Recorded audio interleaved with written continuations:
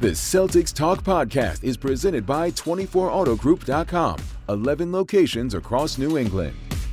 What's up, everybody?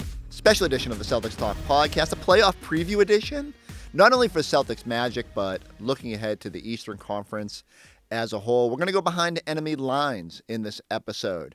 I got a chance to chat with Orlando, part of their broadcast team, Dante Marchitelli. He's going to tell us a little bit about where the Magic stand coming into this series. He's got some Woburn roots, so he's a little conflicted, but definitely has the insight on the Magic. And then my buddy Ian Begley down at SNY in New York. He's come fresh out of Knicks practice, and he's going to tell us a little bit about what the Celtics might expect in round two, and if the Knicks will even get there. But we wanted to get some insight about the potential playoff path, the challenges the Celtics might see, especially in these early rounds. And then we'll balloon out a little bit and look at the bigger picture. And will the Celtics see the Cavaliers at the end of this all? So let's get right into it. Here's my chat with Dante Marchitelli. All right, Dante, when I look at the Magic, it almost feels like a Disney World ride. There's the highs of Paolo and Franz, the lows of the Jalen Suggs injury and the Mo Wagner. You're second in defensive rating, but 27th in offensive rating. There's twists and turns. I want to start here. What is the vibe of the Orlando Magic going into the postseason? Well, you're right, Chris, and I'll even add to that. Paolo, Franz, and Jalen, 5 games together this year. Wow. They played 5 games together, right? So this was when the season started. Paolo put up a 50-point game. He's looking like an MVP the first 5 games of the season, and then all those injuries happened. So they're not just happy to be there in Boston. They're not along for the ride, as you say, because you're right, it has been a ride. But they're going into Boston feeling they can win. If you're going to go play the games, you might as well win them. They won 2 out of 3. They got one of the best winning percentages against Boston since 2022, but they know it's monumental. They know it's going to be a monumental task to do it, and literally everything has to break their way, to pull off an upset or to stay competitive in this series. But that's how they view it. They don't know what they don't know yet, Chris, which I think is huge. They're going to go in there feeling confident because all the things that are Orlando's strengths, they kind of were able to utilize that in 2 victories and limit Boston's 3-point attempts, field goal attempts per game, slow things down for them. It was hard for Boston to score. They averaged right at 100 points per game against Orlando this year, the fewest in the NBA. So there's things that Orlando's strengths will hopefully help them in this series. It's so interesting to me because just like you said, sometimes the most dangerous teams are the ones that are oblivious to sort of the noise that come in with almost feeling, not that you don't have anything to lose, sure, but because everyone's going to say, oh, it's Boston and they won the title, there's this notion that they should roll. And I think we don't appreciate so what was it, like January 23rd, I think, is when you guys got back both Paolo and Franz from the oblique injuries. And sort of since that stretch, you look at the numbers and they didn't change a lot. 3-point percentages up in that stretch. But I guess, when people look at this, they do invariably go back to the offense. How do they get more consistent on the offensive end going into the postseason? Yeah, that's been a problem. And when they got Paolo and Franz back, then they had been without Jalen for 2 weeks. So that was a huge problem as well. They've struggled to shoot the ball, Chris. I mean, almost historically poor 3-point percentage this year. And that's been a problem in today's NBA, and especially against the Celtics, which is what they do, 17.8 a game that they'll knock down. You're not going to have a chance to stay in this game if you're making 5 to 8 threes, right? They got to knock down shots. So that's been a big thing. But they've moved from 30th in offensive rating to 20th since the All-Star break. So it doesn't seem like much, but that was a big jump where they have started to make shots. So I think they've kind of got their rotation going down. Corey Joseph is, might be a household name for real avid basketball fans, but not casual fans. He steadied the ship. He kind of gets the ball to Paolo and Franz and lets them do their things. They're 11-5 with him as a starter. Wow. So that's kind of been steadying the ship for them.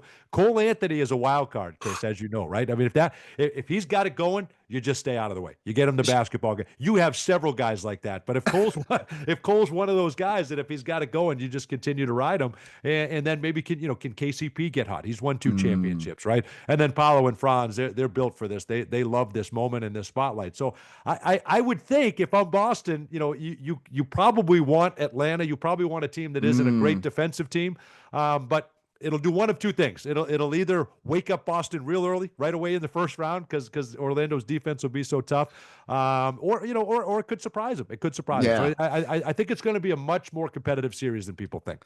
I 100% agree. The deeper I dive into it, the more respect I start coming away from. I mean, look, I got to tell you, the Orlando people, I don't know how they found our YouTube page, if they're like watching our programs from afar. They are boisterous. Now, you probably can roll it back a couple of years ago. My colleague Eddie House, yes, choice words for. Do you get a sense, Magic? Is it just because the Magic?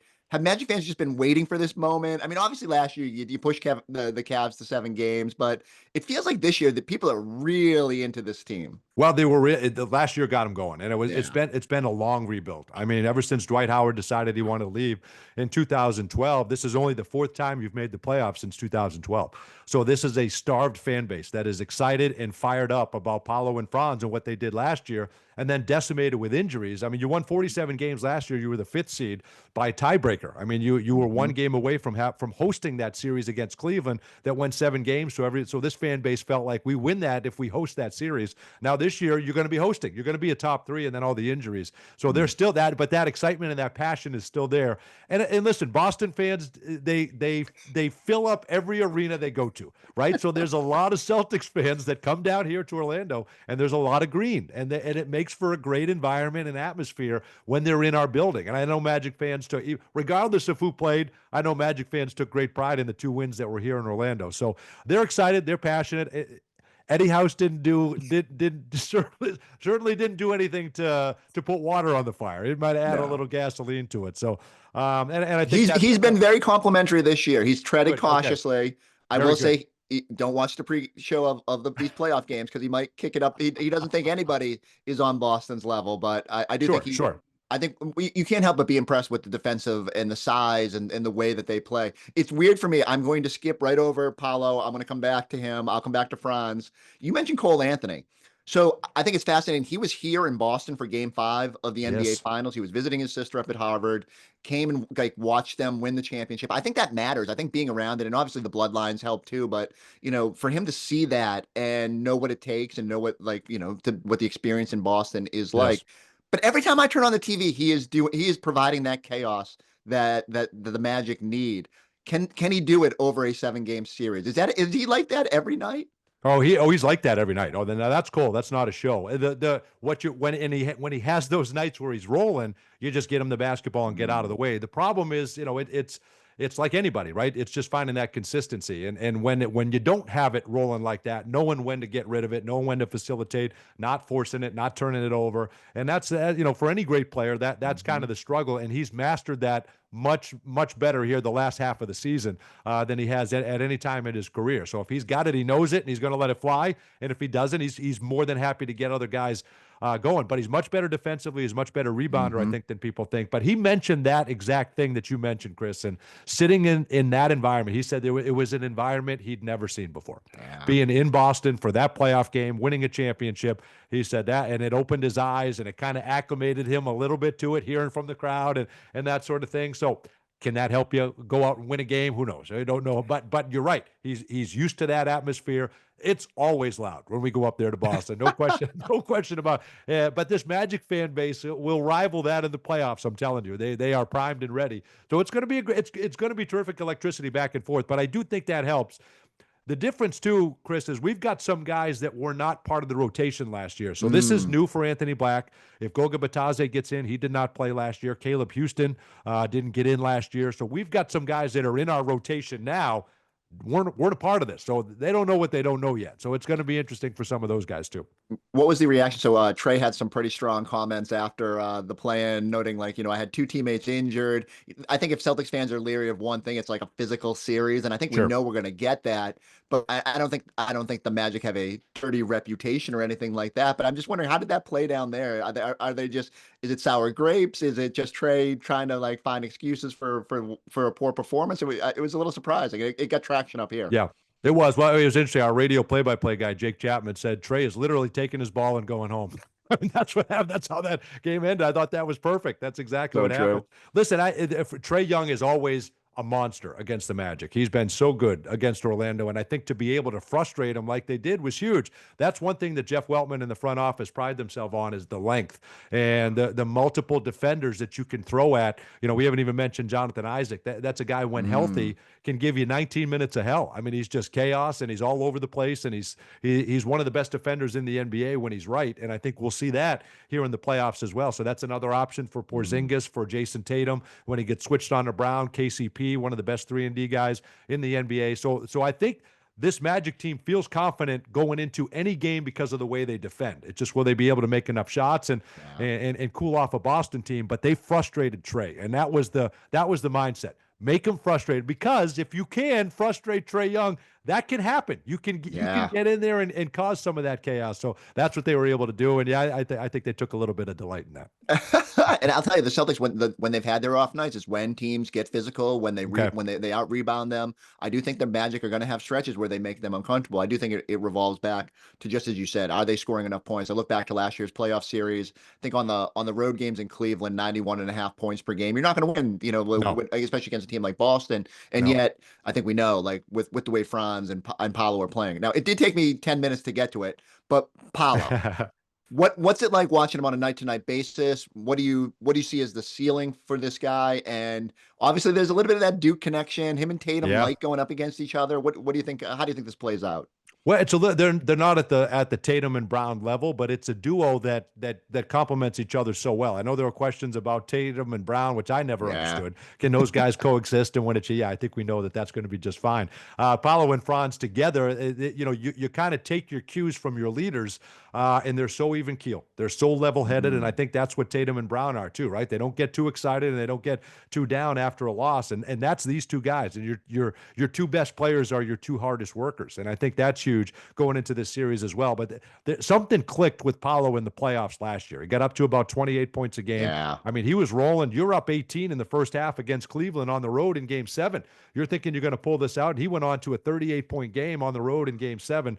The length of Evan Mobley was a problem for Franz Wagner in that series, and it was tough for him to get going offensively. Hopefully he can find that this year. But Paolo, he has figured out, if you're going to double team me, I'm either going to skip it and find an open guy before you can get there. I'm going to beat the double team. I can finish. He's mastered getting to the free throw line. If you're going to score 25, 26 points a game like Tatum does, you got to do it getting to the free throw line. So he's mastered that as well. He's gotten much better defensively. And his mom, Rhonda Banchero, said, you're not rebounding enough. So he took that personal and said, I'm going to go out there. So he's been a much better rebounder, one of the best rebounders on the team here down the stretch. So he's about the right things. He's 22 years old, which is remarkable at that size, right? 6'10", 250. And he's got his legs back. And I think one thing, as everybody's a little banged up here going into the playoffs, he's played 40 games.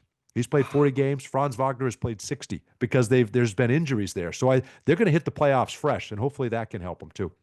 You said he got his legs back. Those tree trunks. I've never seen a man with such big legs at 22 years old. I mean, like, strong. That's why I think the ceiling is incredible for him, because he's just so stout, and defensively he should only get better. It's fascinating to watch. You mentioned health. I'll say, and that's the other big thing for Boston. I mean, not only just rolling it back to last year and the health concerns with Kristaps going into that, but Jaylen Brown coming in with the knee injury, and they kind of ramped him down at the end of the year. But Celtics were kind of fortunate, as much as they treaded cautiously with guys over the course of the season. You get to the finish line, and Jaylen getting knee injections is not a great look, and it's going to be something that will be sort of heavily scrutinized. How does he look game one, and does he have the same ability to impact both ways? And that to me could be just the way that it dictates just how this series might play itself out. But you mentioned Jonathan Isaacs too. Like, give me some. So we know Cole Anthony is an X factor. Like, what are the other X factors when you look at this series beyond the obvious with Franz and Paolo? Who can the Magic help steal them a game, or not? And I shouldn't say that. I'm not phrasing it as stealing one game. No, you're right. On a night-to-night basis, who are the guys that can help them win? It's funny. We had this exact conversation going into that play-in game. Who needs to be the X factor, right? Who needs to be the third guy? And it ended up being all of them in that game against Atlanta, which was huge. Now, you're not going to get that most likely in the playoffs, but Jonathan Isaac has a chance to do that. And with his defense, It's just elite. It's just at a whole nother level. And he's feeling much better now than he was at the end of last year. This is the second most games he's played in his NBA career, 71 games this year. And he kind of hit his stride here the last couple of weeks.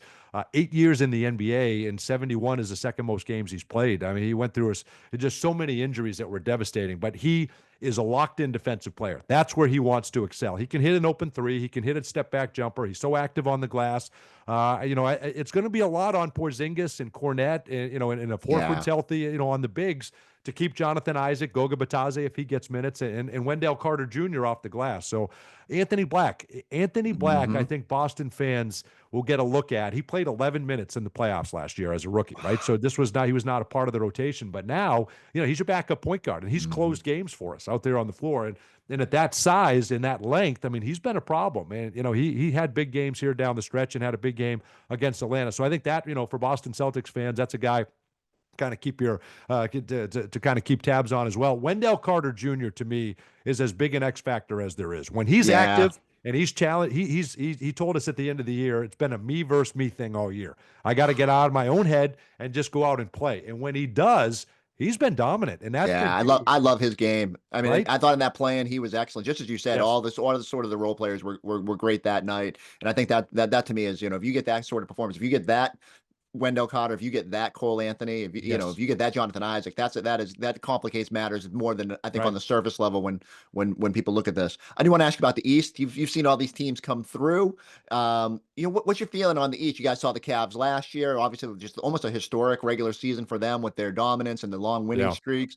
How do you see the East playing out? Are you sold on the Knicks? Like, what teams jump out as you look at the bracket? Well, I think if the Magic don't pull off a monumental upset, I think the Celtics are going right back for championship number 2. I do. I think I might be in the minority in this, but I think when you win a championship, you kind of get through the regular season, and now there's that proverbial light switch. You just flip it up and get to another gear. And now not everybody can, but we're assuming that they can because they're so talented. So they've got another gear that they can get to. So that I still think they're the team.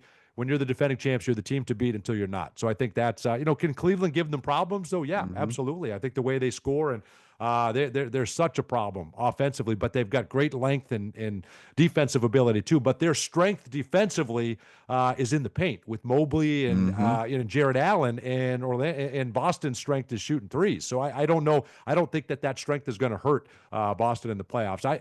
The Knicks didn't beat any of the top 3 teams, right? So it's hard to imagine that they're going to be a team that comes through this. Indiana, I think, is a team that's going to surprise people. I think they beat Milwaukee, and I think they're going to be a problem for Cleveland. I really do. I think that'll be a problem. In Detroit, I'm not sold. Do you think New York is just going to be a cakewalk through Detroit? No.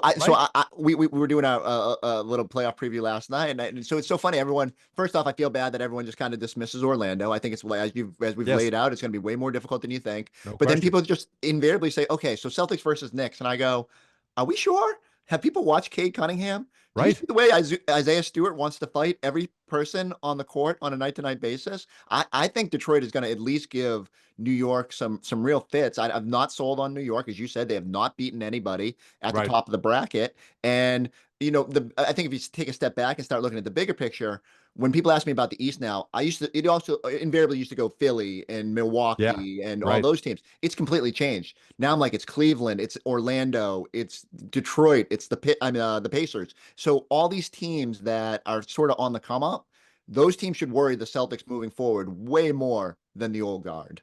Yeah, that's a great point. I think that's where it's headed. I mean, Detroit making the addition. Cade Cunningham is phenomenal. They've got a lot of young guys, but it's not just young guys. They've got a nice complement of veterans, don't they? Right, with adding Tobias Harris and Tim Hardaway Jr. Right, playing his former team. He's going to be fired up. And Malik Beasley has been I don't know how it didn't work in Milwaukee all those years because he comes here and he's just fantastic. He's unbelievable. And then Dennis Schroeder off the bench is such an underrated pickup, a veteran that can bolster that second unit. I think that's huge for them, and I think they have so much more depth, in my opinion, than the Knicks. But these are all going to be compelling matchups. It would not surprise me if every one of these series is going 6-7 games. Nice. I think they're going to be very good. I think they're going to be very compelling, and I think NBA fans are in for a treat. I really do.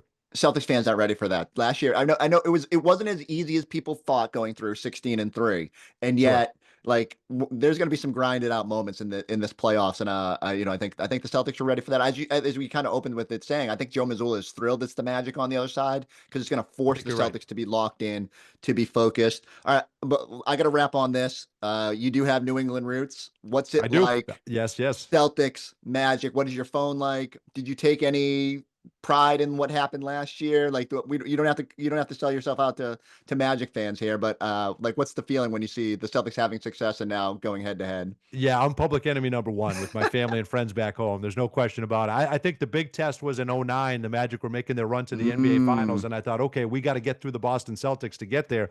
It's going to be weird. It's my first time traveling. I'm in the Garden. And I'm thinking, how is this? And I had no problem. I had zero problem whatsoever cheering for the Magic. And listen, this has been home. I'll always have a soft spot for the Celtics, and if the Magic get eliminated and they're going to make it as hard on Boston as possible, then yeah, I'll root. I'll be watching them from afar, no question, and family and friends will be interested. But it was, for me, it's a different era, it's different teams, and this and that. But growing up as a Larry Bird fan and Robert Parrish and all the Celtic City stuff that's kind of going around, that was a lot of fun for me as a kid. But now it's, this is where I live now. This is home now, and this is the team that I'm pleasure. I have the pleasure to cover and to watch. So I'm all in on the Magic, but if Orlando gets knocked out of it, I wish the Celtics the best of luck. I'll whisper this. I was very much, as you know, the Celtics in the 90s were not much to root for. Yes, so right. So as a front-running New England sports fan, there's a pile of jerseys somewhere here in my basement, but I have the pinstripe Penny jersey. Okay, see? And yeah, the Magic were always, again, because they came into the league, they were fun, the Shaq and Penny years. I heard they might be bringing those uniforms sort of back next season. I'm excited about that. But it's nice to see when Orlando is in the mix. I'll leave you with this. And Rick Pitino made it real easy to sever ties. Exactly. Rick Pitino and ML Carr made it real easy to sever those ties when I moved down here to Orlando. But no, sorry, go ahead. No, you're completely right. But I was laughing. So when we were doing the playoff preview last night, someone said, these two teams haven't seen each other in 15 years. And, as I get older, my ability to process the lengths of time have faded. And so I was like, oh yeah, I'm thinking back to like the McHale days and all that, and like the late 90s, the last leg of the big three. And I was like, wait, that was 2010. That wasn't that long ago, but like, think about that, right? Isn't that something? I mean, it was the end of Larry Bird and Kevin McHale as Celtics when this organization started back in 1989 and brought great excitement here to town. But yeah, that was you wonder what would happen if Kevin Garnett wasn't hurt in that 2009 series, and the Magic had the best record in 2010. So that road to the 2010 finals had to come through Orlando, and that Celtics team was just so tough back then. So they do have some history. The very last playoff game played in the Boston Garden, as Shaquille O'Neal says, the Garden is now closed. It was this Magic team that came through and closed down the Boston Garden. So even in their short history, there is some history between these two organizations, no question. I love it. I wouldn't be surprised if on the Jumbotron that Shaq clip gets played just to rile up the home crowd. Sure. Now, if you can figure out our Red Sox, I'm all in. If you got any, if you got any insight on that, I'll take it. I'll take it. I'm all in. And that's why I focus on the Celtics, because it's a lot easier to do that on the day-to-day basis. Well, I think Celtics fans are going to be surprised. I think it's going to be a much more competitive series than people think, and I think the Magic are going up there to win. They're going up there to win, and Boston will have something to say about that. But they're going to go up there confident. I think we're going to have a great series. I really do. And I only wish, as a team that has been snake bitten with injuries through the years. I mean, if you guys had Suggs and Mo Wagner, it's just I wonder. Like, you want to talk about being even more competitive at that point. Sure. All that being said, this team has clearly distinguished itself. It's going to be a lot more fun than I think people saw on the surface. And now you've got me walking on eggshells, because it sounds like the Magic are ready, and Paolo's going to be pretty good. So Dante, we'll see you along the way here. Thank you so much for all the insight. Next time I'm in Woburn, I'll get the scouting report on what I need to hit up. Yeah, I'm gonna meet you at Bickford's down there in Woburn. Yes! Let's catch up. I would love to. Hey, great. Thanks for having me, Chris. This was a blast, and best of luck. Either way, fans are going to be entertained. It's going to be a terrific series, no question about it. I love it. Thank you again. Are you ready to enter the realm of affordable luxury? Drew Carter here at 24 Infinity of Plymouth, your go-to destination for affordable luxury. Right now, lease a new Infiniti QX60 Lux for just $569 a month. Or lease a new QX80 Sensory for $1099 a month. Ready to trade and upgrade? You'll get top dollar for your trade. Visit 24 Infinity of Plymouth at 151 Samoset Street and online at 24infinityofplymouth.com. All right, Ian. Celtics, Knicks. We haven't seen it in a while. Feels like we're on a collision course, but I do want to just start big picture. Let's not get presumptuous. What's the vibe around these Knicks going into the playoffs? I think from a 10,000-foot view, at least from an outsider view, there's some questions about their ability to beat the better teams in the NBA, but you're around it every day. What's the vibe down there? Yeah, that's a fair question. I think that they're not going into the postseason the way they would have wanted to. Tom Thibodeau often talks about we want to be playing our best basketball at the end of the season. Knicks were not doing that late in the season. I mean, obviously, they had some guys in and out of the lineup. They were reincorporating Jalen Brunson, but it's an ugly loss at home to Cleveland when they were up 23. And it was the night that they clinched the 3rd seed, but no one was popping any champagne in that locker room. They were pretty upset about the loss. And so they're not going in with great momentum. But this is a team led by Jalen Brunson, who's done it before in the playoffs. There's a lot of talent on this team. The defense has been a question mark all year. But here we go. We're going to get some questions answered starting Saturday night when they tip the ball off in game 1. Then tell me about that. Okay, so Detroit, I mean, I think we all knew they were on the rise, and Cade Cunningham has been great. What's your assessment of the Pistons, and are they going to be able to push the Knicks in this series? If the regular season is any indication, yes. The Pistons going 3-1 against the Knicks, and Cade Cunningham was fantastic.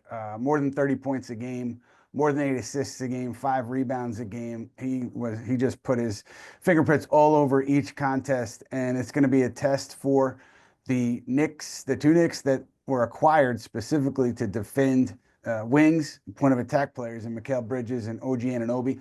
I don't know which way Tom Thibodeau is going to go. He also has Josh Hart. I would assume Anunoby sees some time on Cade. But that's why these guys are here. They're here to shut down the opposing team's top player. And so this is the task ahead of them. The defense, again, has been shaky, had some good moments, but no great moments probably, and it's been inconsistent. So this is where we see if the investment made sense for the Knicks or if it didn't make sense. Give me your outsider view on Boston. It's easy that I think there's not trepidation. The Jaylen Brown knee injury coming into the playoffs isn't a great sign for them. But otherwise, as much as a champion can, getting to 60+ wins. Maybe if the Cleveland hadn't had the season it did, we'd be a little bit more enthralled by what the Celtics did. What's your view on Boston, and what do you think if they do happen to cross paths with the Knicks?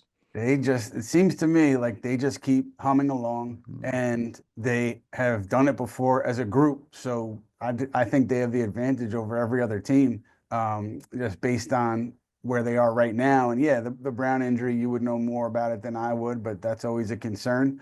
Maybe I'm a little biased recency bias, because I was at Madison Square Garden when Kristaps Porzingis over the building, knocking down a 40-foot three and knocking down a ton of threes. And so it just seems like things continue apace, and it's such a tough matchup for any team. For the Knicks in particular, you're talking about getting everyone spread out on the floor. And with Karl Towns, he can move his feet laterally solidly, but it's an issue for any big man, but for Towns too. Like they put him in action, put Jalen Brunson in action, and it creates stress on the Knicks defense. It's what we saw, of course, in the regular season when Boston dominated the first 3 matchups in a big way, and then the 4th matchup a little closer. No Al Horford for Boston, but I just can't see. Look, maybe. I think in the best case scenario, the Knicks are competitive in this series, and they put a scare into Boston. Can't see them getting 4 games in this series. Mitchell Robinson, a new element, but just don't see it as enough for them to get. And tell me about that, because I guess that was always at least our conversation up in Boston was always, okay, we haven't got to look at the Knicks at full. What does the Robinson addition do? Like, how does that change them? Has it changed the way that maybe you perceive their ceiling? I think if he can come in and be 90% of what he was before he got hurt in the playoffs last year, it does change their ceiling to me, because he's such an impactful player, defending the rim, defending the pick and roll, putting pressure on the rim as a screener. But to me, also, you talk about the Karl Towns, Mitchell Robinson pairing. It makes sense, right? On paper. I mean, Minnesota did it last year with Gobert and Towns, and maybe you see that against Detroit somewhat. But until I see that and see it as like effective in a game-changing way, I wouldn't be ready to say that this Mitchell Robinson turns the Knicks into a finals contender, because we just haven't seen that yet. He came back with a month and change to go. He worked his way back, and he's done a really good job to get in position here to be well conditioned going into the postseason. Just haven't seen a ton to where I would say, hey, this is it. This is the missing piece. Let's wrap up by looking around the rest of the East bracket. What jumps out to you? When you look at Bucks, Pacers, even that. I'm just fascinated to see how this. Are we going to see our teams going to push each other in these series? I feel like Cavs and the Celtics are well positioned coming into those play-in teams, but how do you see the rest of the bracket kind of spilling out? There was some news earlier today about Damian Lillard making a lot of progress in his return. That was according to ESPN, and the idea that he could be back in this series, and that changes a lot. I mean, I don't know what his conditioning would be like. I don't know how effective he would be, but if you get 85% of Damian Lillard, that could change a series. And to me, if Milwaukee can somehow get through Indiana with Lillard working his way back and he gets his rhythm going into round two, I mean, it's a different team. It's a totally different Milwaukee team. So that's what I'm keeping an eye on. How does Damian Lillard look once he returns? Because that could really change the tenor of the East. It's so crazy to me. Like the Pacers were so in that Eastern Conference Finals, it was not indicative of how good the Pacers were a year ago. And I wonder if they can kind of channel that, if they can find what made them good. But it's a tough draw when you think about having to go up against Giannis, and if they get Lillard back, it's a little bit fascinating. I wonder how it's all going to play out. I want to end on this. So what happens if the Knicks do get bounced early? Like, what kind of changes? What happens down there? People keep asking me, what can they do? What's the plan moving forward? Right. So look, the answer to that question is, how do owner James Dolan and team president Leon Rose, how do they feel about the team if after this hypothetical loss in the first round? My read on it is the stakes are high for head coach Tom Thibodeau, and that's just the nature of the business, right? And if they do flame out, if they don't beat Detroit, it's going to be a huge disappointment, especially when you look at what they did to put this team together. Kind of cashed so many of their trade chips in to get Mikal Bridges, to get Karl Towns, and obviously re-signing in OG Anunoby to a big number. The expectation is you're getting beyond the first round. So this would be a failure. And so again, up to leadership to decide what to do. But I would not be surprised at all if there were hard conversations about Tom Thibodeau and his job status, if that were to come to fruition. I'm not saying I agree with it. I think he's been fantastic for this team, but that's just kind of the nature of the beast in this league. And I think that's the way it would go if they did flame out. Yeah, just ask Mike Malone, Taylor Jenkins. Like, this is coaches in this league. There's no such thing as security. Well, like I said, I like Detroit. I think Cade's amazing. I'm going to be watching your series maybe more intently than anyone else. But I wonder if we're going to be hanging out in a couple weeks. Look, man. What I'll say is this: whether I see you or I don't see you, I'm putting in a strong vote for that mustache. Keep it, man. Please. And maybe if we get the series, we can join forces. And my wife would kill me, man. She would kill me. I'd be staying in Boston for the whole series. Look, it's been a tough fight at home for me. I'm right there with you. Ian Begley, you are a busy man. You're not going to have any time off, regardless of how this stuff plays out. I appreciate your time. Likewise, Chris. Good to see you. All right, Kayla, rookie. You just came in here saying you're getting ready for your first postseason. How you feeling? I feel good. I feel you got a week's rest. Steady. Yeah, got those I feel nails steady. done. I got the zoom in on the nails. We got the nails done because they were looking raunchy just yesterday. I feel good. I feel ready to rock. I'm Not anxious, but maybe a little. Well, take me through last year. Were you keeping an eye on it? I was actually there at the NBA. I have a funny story. I was there. Yeah, it was a bro. Yeah, I'm getting heat, huh? Rookies. I think this is the hardest you ever came at me I before. had better seats than you did for that. You probably did. I probably didn't. No, okay. You guys that were makes there. You feel a little bit better. It's a long story, but I spent, and this is going to make some of you guys sick at home to know this, but I spent I always tell people this, I spent $35, and I wasn't working here, to go watch the NBA Finals. And the $35 was the parking pass, because this one couple, they weren't able to go, okay. which is you don't have to go too deep in the weeds, but that's an amazing. Yeah, exactly. Which game? The championship. Game 5. Yeah. I mean, it was far. It was a far seat, almost in the nosebleeds, but I was still able to hear the sounds of Peyton Pritchard hitting that buzzer beater. Still? Yeah. You were in the building. That's all that matters. Yeah. So I felt like I was manifesting, I got to work for this station next year, and then sure enough, so hopefully we can go back to back. One of my buddies came to Dallas for Game 4 and paid much more than $35 to be in attendance and watch them get their doors blown off. Oh, they come home and for Kayla to get. That was such a bratty humble brag. It's really, if you guys paid $35, you'd probably say that too. Like, oh, I spent $35 and it was for a party. Is that the most fortuitous being at a sporting event you've ever had? Oh, yeah. Are you kidding me? So I know where I'm going off the rails, but people like when we kind of peel back the curtain. So when I was, and I'm gonna make myself sound ancient right now, which I always do on this broadcast. When I would have been my middler or junior year at Northeastern. Because we go 5 years, because we have to be extra smart and do the co-op program. But I was working at the Boston Globe, and for the first time I was actually making money. A college kid, and you're getting paid pretty good. So I had nothing to do with my money. So I called my dad and I said, how about we just start going to the Patriots games on Sundays? Because I was covering high school sports, I had some flexibility, so I could go do stuff like that. Of course, there was no Ace Ticket, there was no StubHub. So I was literally going on eBay and buying tickets, and then you would go meet people in shady spots and have to do an actual exchange, and it was always awkward and weird.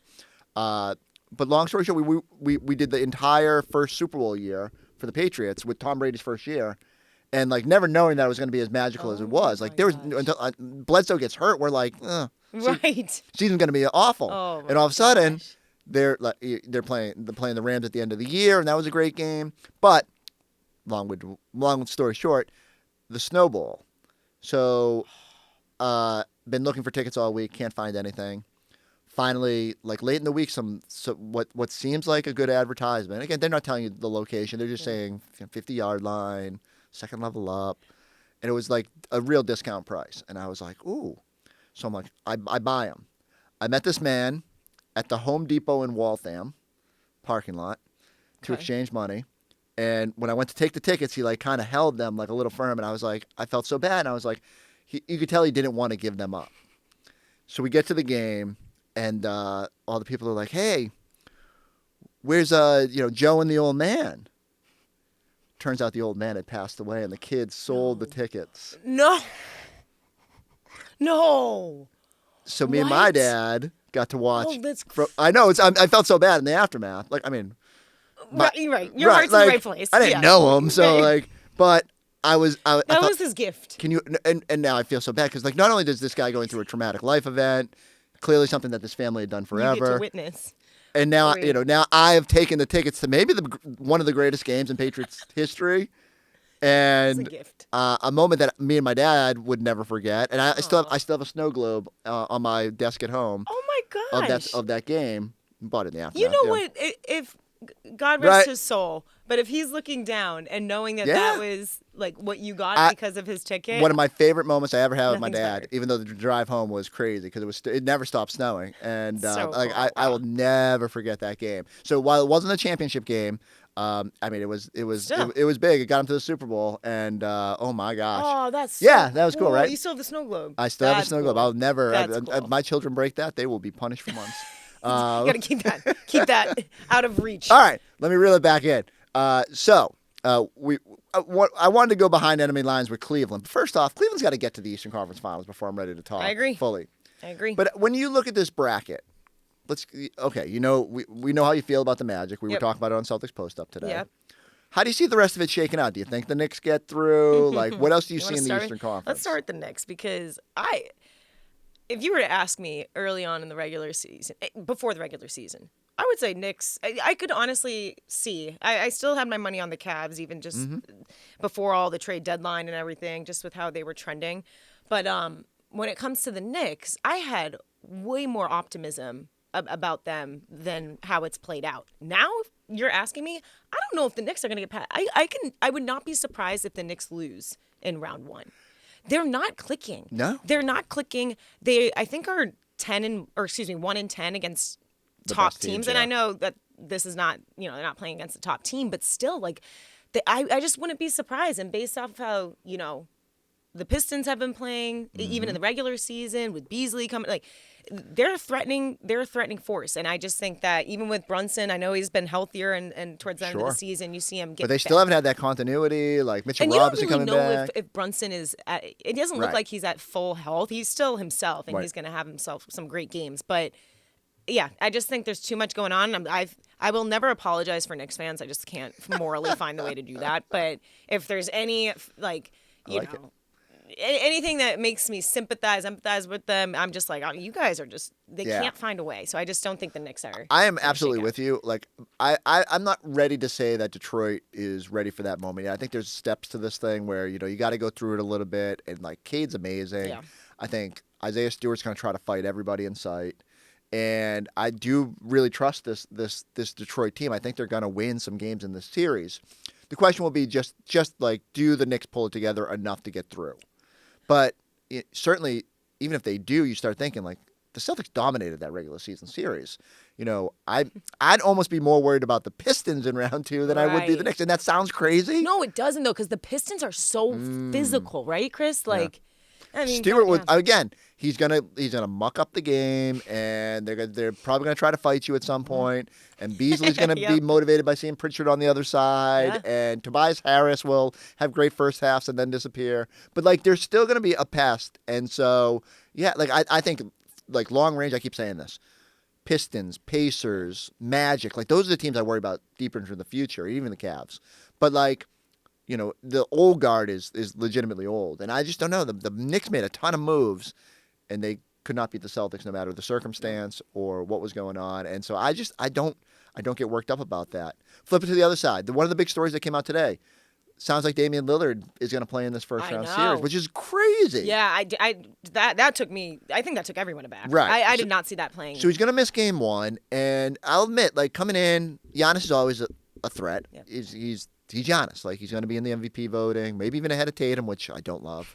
But that makes no sense. I understand. It really, that's really a whole other podcast, sense. And I can't get worked up about it right now. I know that to me is. But I also think people are sleeping on the Pacers because the Pacers were so good last year, and I think even with Dame coming back, and we don't know what kind of condition he's going to be in, what is like how quickly can he ramp it up to typical Dame mode? But it does certainly make the Bucks a little bit more fierce. Yep. When you look at that side, like I don't think the Cavs are going to have any trouble in the first round, whether it's Miami or Atlanta that comes out of there. But like, how do you see that playing out on that side of the bracket? Yeah, I mean, with Dame back, it does add another layer, and that's the question.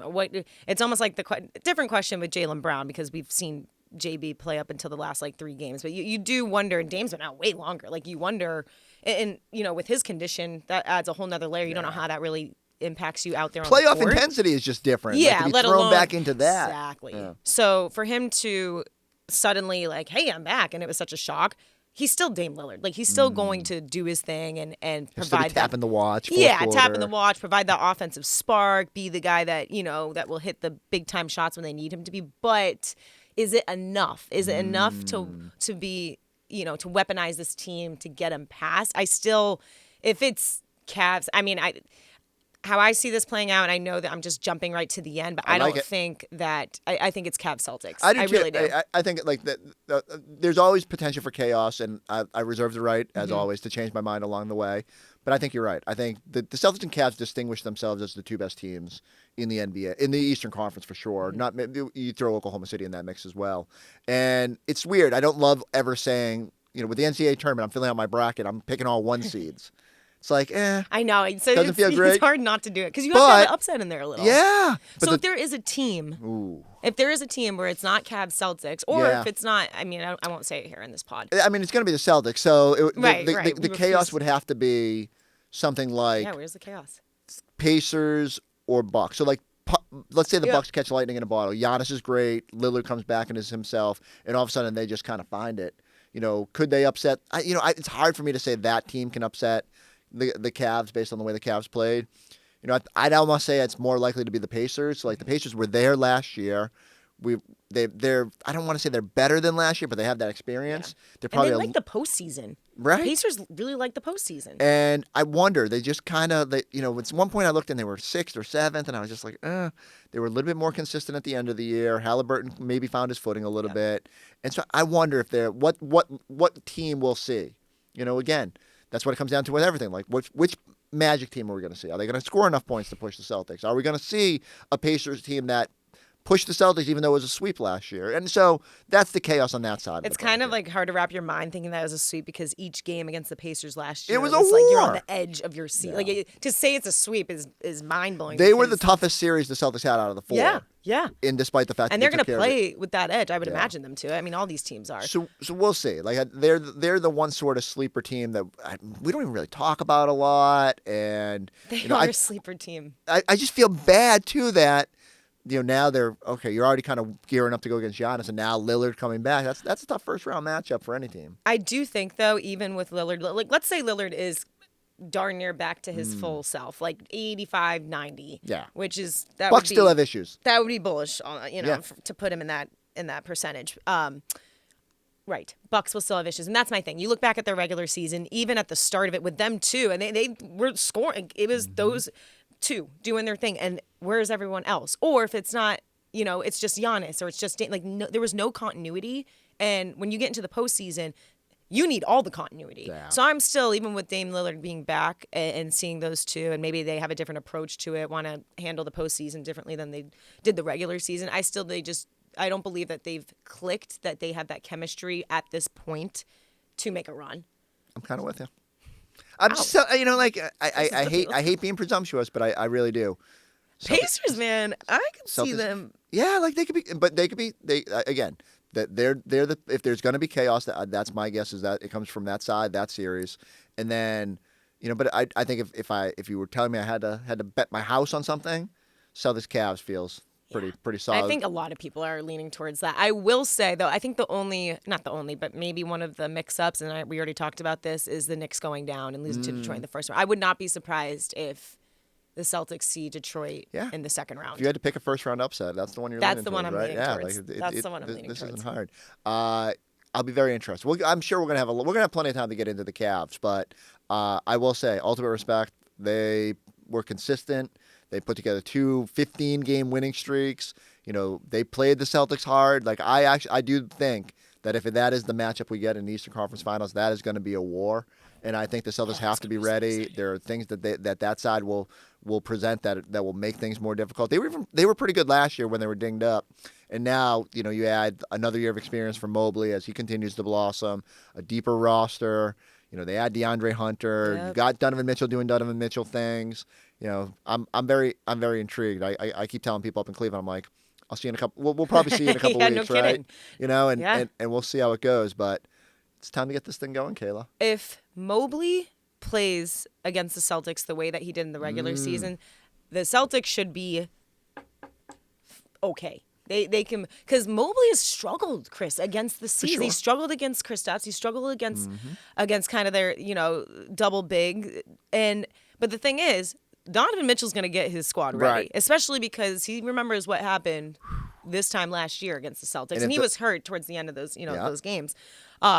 But he has some blood. He's trying to chase some blood, and the Celtics are wearing it. They're holding it, and they're a threatening team. I still think, even with, let's say, Mobley plays better against their bigs, against the Celtics bigs, I still think that the Celtics, based on how they're clicking and the fun that they're having, and I know that sounds cheesy, but it's really not. Yeah, when you matters. play ball and you're tired and it's a long season, sometimes you just need the like the the jokes to flow. And then it's like, okay, jitters are going to come, but let's play our game. So. Yeah. I'm just eager to get it going. I don't like this week off. I don't like the play-in anymore. I don't either. I like the play-in in terms of I like that there's a game to watch during the week, but I'm also sitting here going, kind of gone the way we expected, and I just want to get to the real games now. I've been anxious, and I have a Bible verse that says, don't be anxious. I'm like, don't be anxious, but I'm anxious. I'm not going to lie. I am. And can I just vent for 1 second? Well, go for it. Dude, Trae Young, get it ejected. I like Trae Young, and I know he was frustrated and down 20. That bothered me. It just was so anticlimactic. It was just such a sour ending. You got however many minutes to play left, and his teammates are like, "What are we doing?" Throwing a little bit of a tantrum. I did not like that. That bothered me because I did not. That's interesting. On one hand, they weren't winning that game.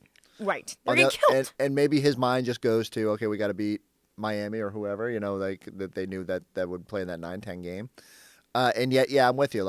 He didn't do enough to prevent that lead from getting away. The Magic, again, should not be putting up 120 points on teams and on the regular, and Atlanta should be better than that, even with their own defensive liabilities. But, yeah, we'll see. And then we want Boston. I hope you fans out there, I know that made you guys smile. It brought the smirk to my face. I'm like, oh, you guys should know the record that the Celtics have when those "We Want Boston" chants come out. I forget who said it, but you gotta chant it, right? You're a fan, you believe in your team, and yet didn't we learn from last year? Every team that wanted Boston, you got Boston. They don't learn. And here we go. We're gonna the Magic. You want Boston? You got them. Sunday, we'll be hanging out at the Garden. Come hang out with us on Easter Sunday. Bring us some food. Yes. Bring your Easter eggs. Easter Bunny, get the Easter eggs, Bunny, get there early. Bring the kids. Come hang out. Bring candy. Whatever you got. Yeah. But more importantly, go like, go subscribe, go check us out on the YouTube page. Thank you again for our guests for hanging out. Kayla, you still got to survive 3 more days. I don't know how you're going to do it. I know. I need to chill. We'll catch you next time on the Celtics Talk Podcast.